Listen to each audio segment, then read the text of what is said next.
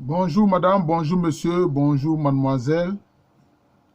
Je vous salue.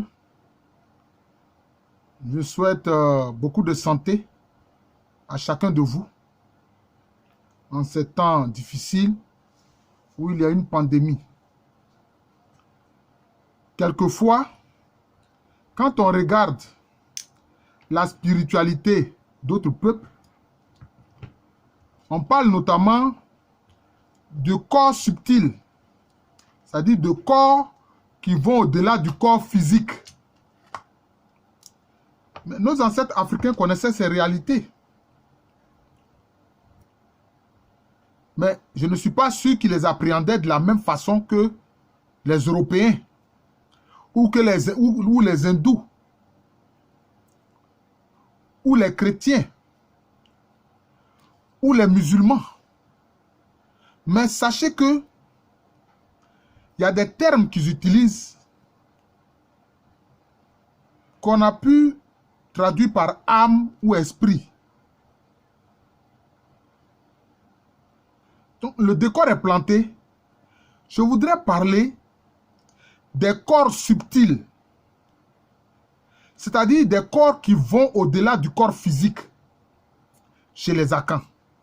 Donc, je voudrais parler des corps subtils chez les Akans. L'âme est un corps subtil. L'esprit est un corps subtil. Oui.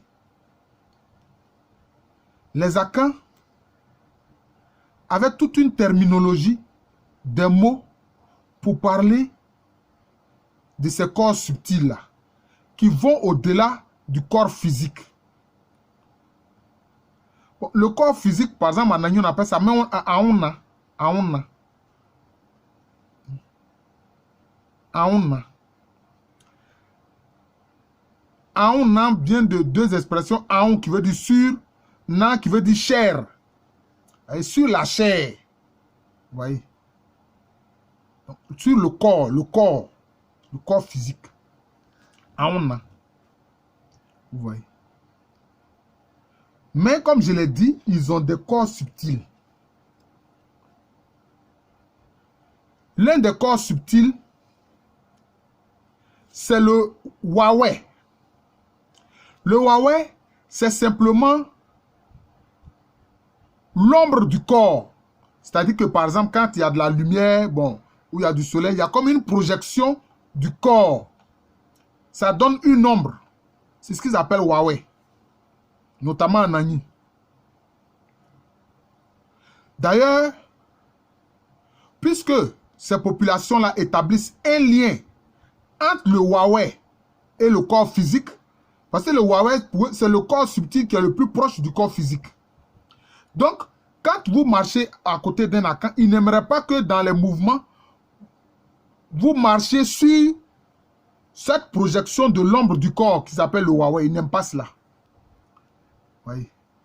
Ils ont même des craintes à ce niveau. Ils se disent, par exemple, si la personne marche sur ton Wawe en ayant de mauvaises pensées, mais cela peut atteindre ton corps.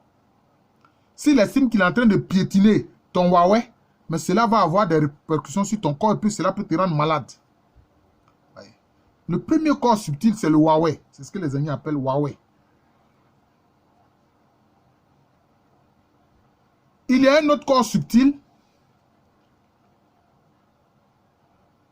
qu'ils appellent Kala ou Ekala, qui est traduit généralement par l'âme, c'est-à-dire l'âme. L'âme comme l'âme humaine. Voilà. L'âme humaine.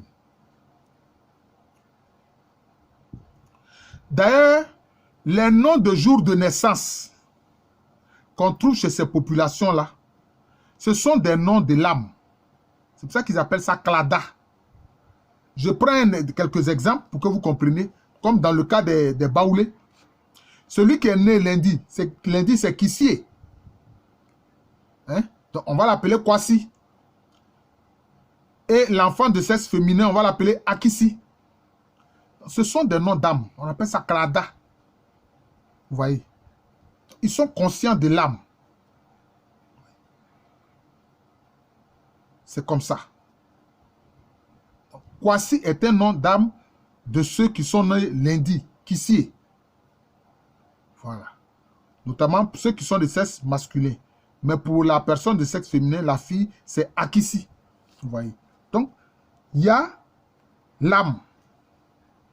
Il y a l'âme, qui est l'un des corps subtils. Maintenant, il y a un autre corps subtil qu'ils appellent sous-soumis, ou bien sous-soumis. Ils appellent cela sous-soumis. Moi, je traduis ça par l'esprit.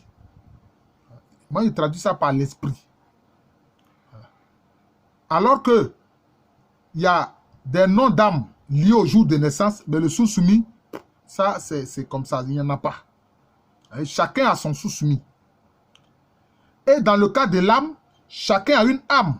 Mais il y a des âmes groupes. Par exemple, dans le cas des Baoulés, tous ceux qui sont nés, donc lundi, qui s'appelle Kwasi, bon, c'est comme si ça forme un nom de groupe d'âmes. Hein? Voyez? C'est comme ça. Mais le sous-soumis, l'esprit, ça, c'est particulier. Voilà, c'est le sous-soumis.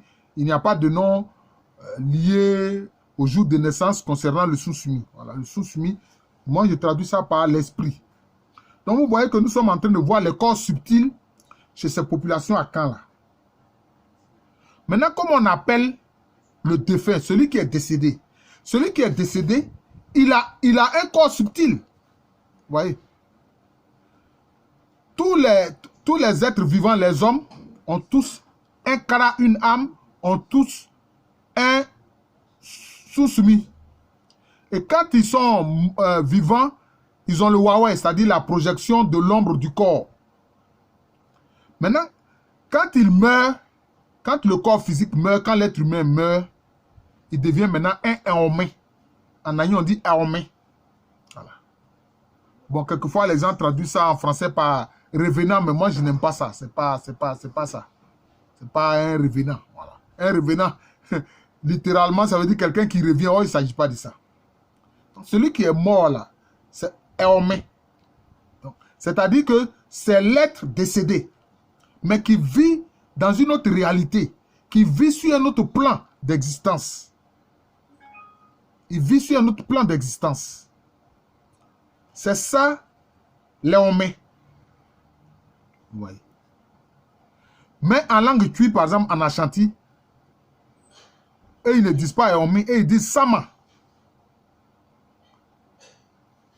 Pour parler des gens qui sont décédés, il dit Sama. Alors que les Indiens disent Léomé. Maintenant, le domaine dans lequel ils vivent, ils utilisent un mot pour le désigner. Les Indiens disent Eboro.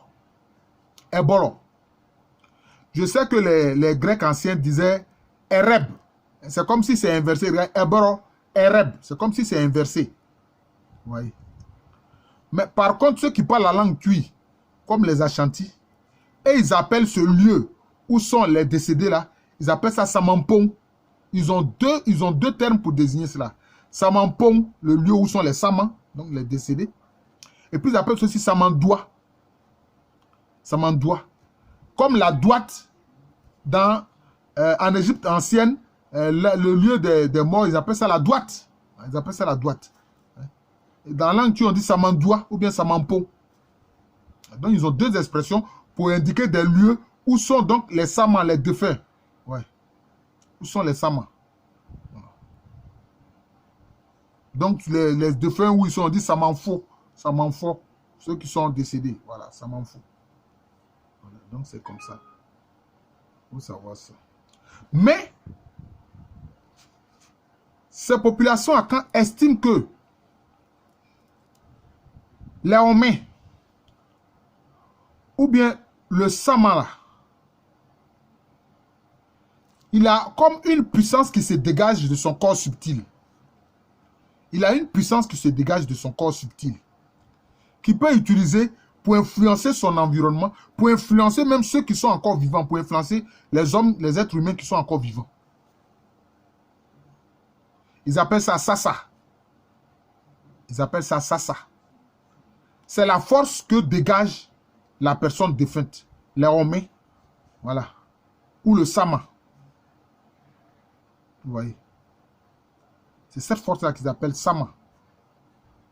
Il y a une chanson de Pat Thomas où il chante, il dit « Oh, c'est tout ça, oui, ça, c'est le Sama, c'est la force qui se dégage de quelqu'un qui est décédé. » Vous voyez.